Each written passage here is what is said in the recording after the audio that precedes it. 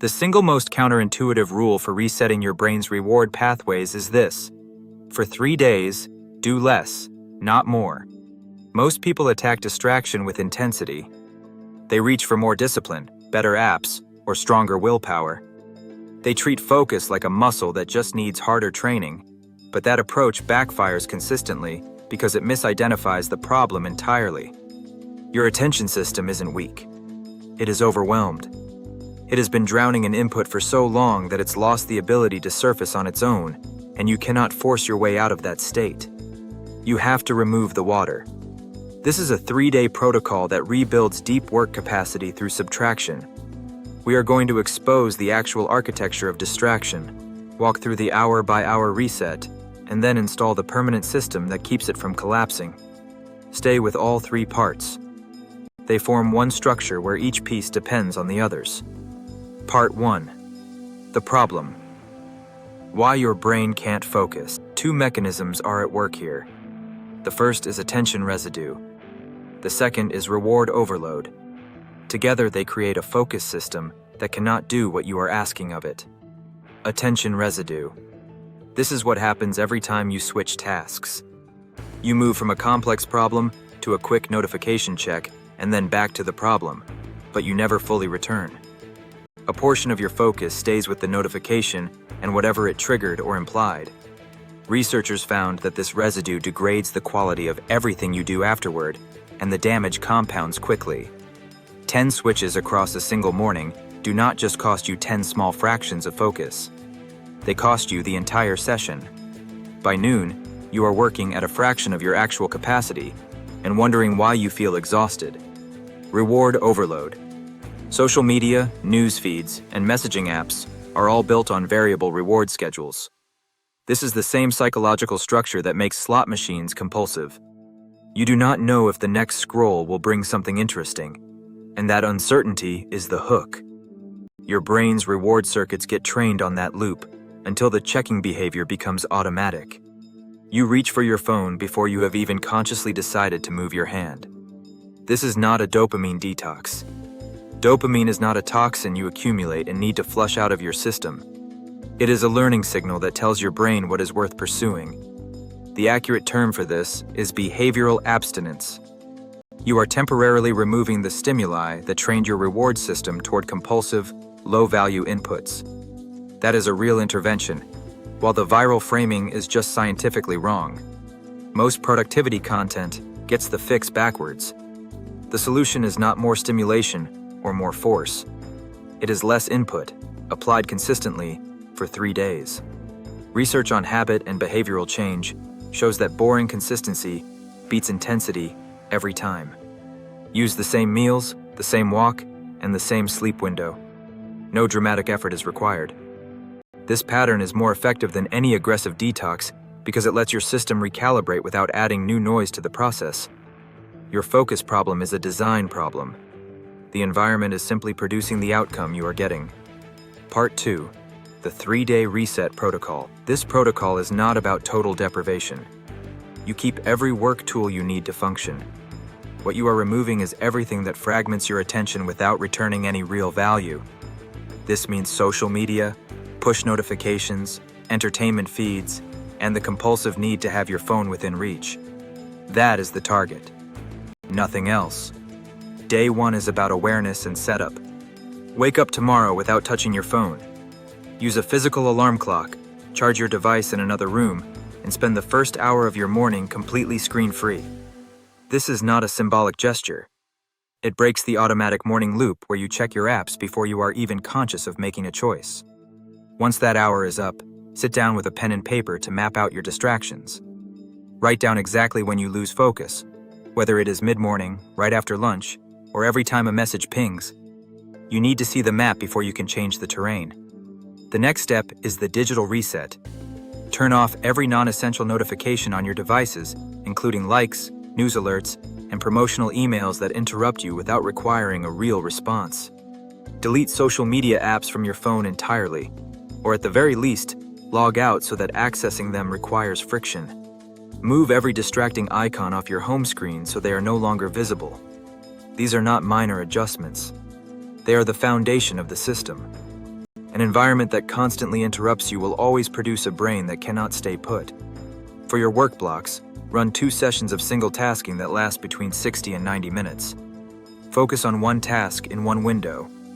Put your phone in a different room entirely, rather than leaving it face down on your desk or silenced beside you. Research on attention shows that the mere presence of a smartphone reduces your available cognitive capacity even when the device is turned off. Distance is the only variable that matters here. Finish the day with a screen-free lunch and 60 minutes of no screens before bed. These 2 rules protect the recovery windows. Your attention system needs to reset itself overnight. Day 2 focuses on rebuilding deep focus. Keep the tech-free morning routine exactly as it was. Review your top tasks on paper before you open a single app or browser tab. Start your first deep work block with the hardest thing on your list, instead of checking email or doing admin work. The thing you have been putting off because it requires full attention is exactly what these blocks are for.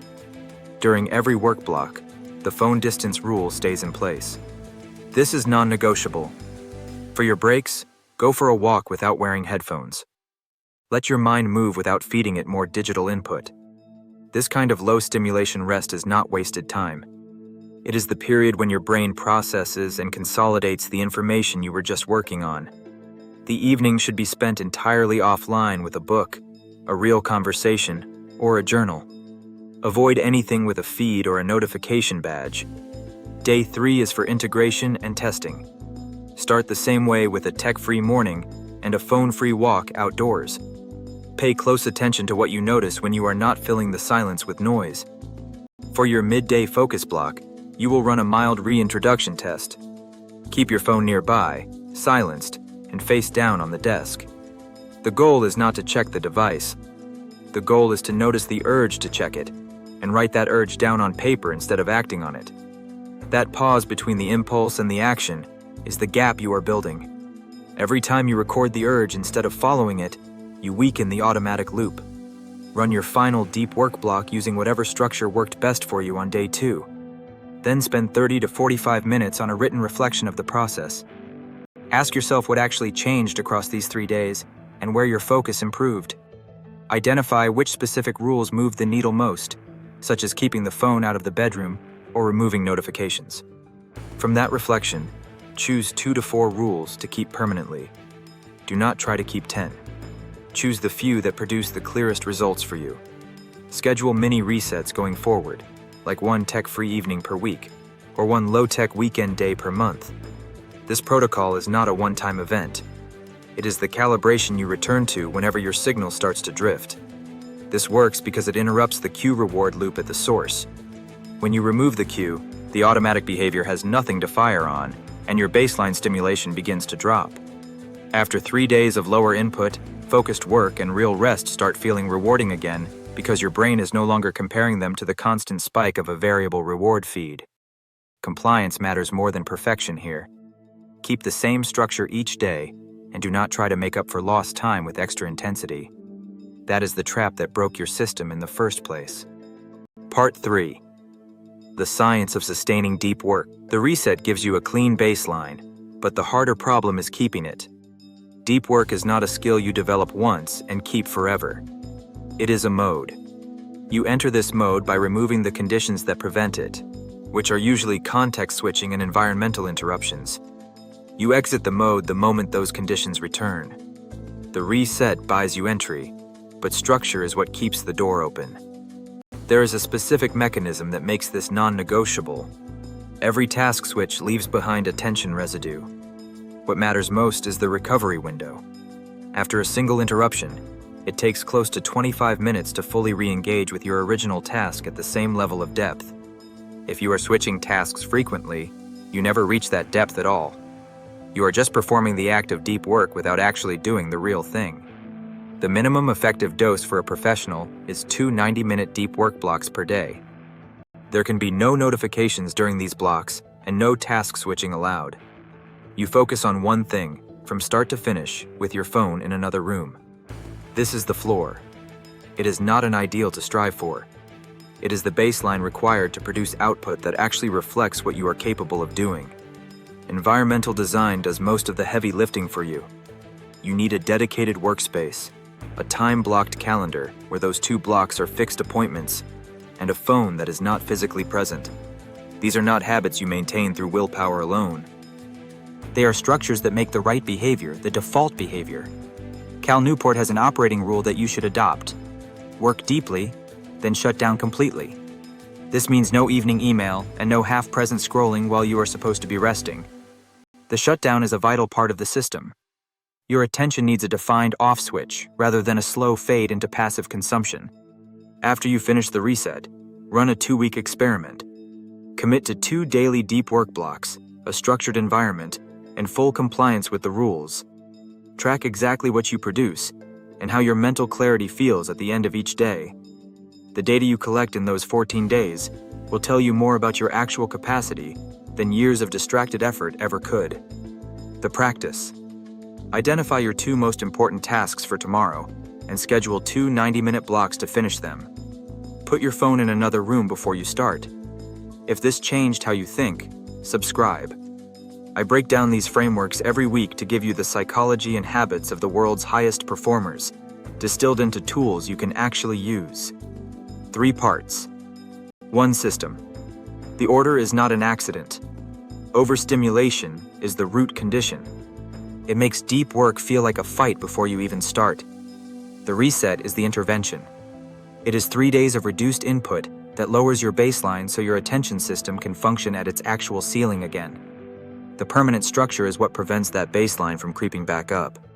Each part depends on the one before it. If you skip the reset, the structure has no foundation. If you skip the structure, the reset fades within a week. If you run the structure without understanding the root cause, you will keep wondering why willpower alone never sticks.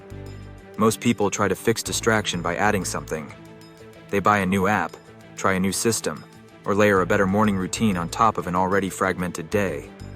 This framework shows that the real fix runs in the opposite direction. Subtraction comes before addition. Removal comes before optimization. Here is the counterintuitive part that most productivity content misses. The reset makes deep work easier because it lowers the stimulation threshold your brain uses to judge your work. Deep work then locks in the gains from the reset. Regularly entering that mode keeps your reward system calibrated toward high-value output rather than low-effort scrolling. They reinforce each other. If you break either one, the other weakens. If you run both, you get a compounding return that distracted effort never produces. This is the architecture high performers actually operate from. It is not harder effort. It is the structural protection of their focus. They build it into the environment before the day starts instead of negotiating with themselves in the moment. 3 moves. In this order.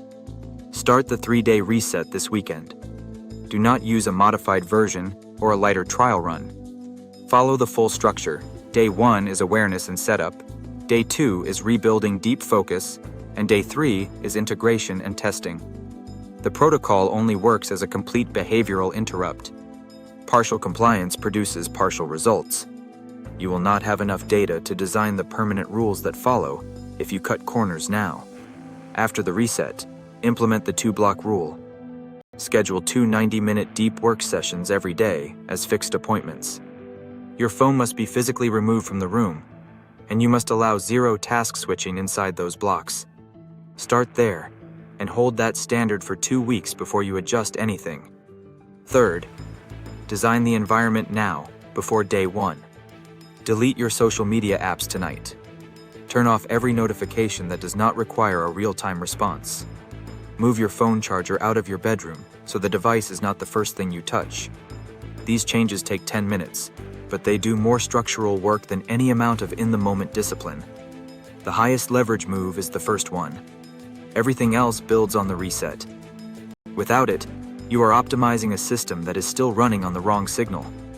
If you want the full hour-by-hour schedule for all 3 days, comment protocol below, and I will send it directly. This is the system. Overstimulation breaks your focus. The reset recalibrates your baseline, and structure keeps it there. Most people treat willpower and productivity as separate problems, but they are actually one mechanism. Once you see the architecture, the fix becomes obvious. Start tomorrow morning with no phone and 90 minutes of single tasking. Subscribe for more frameworks, and drop a comment if this changed how you think.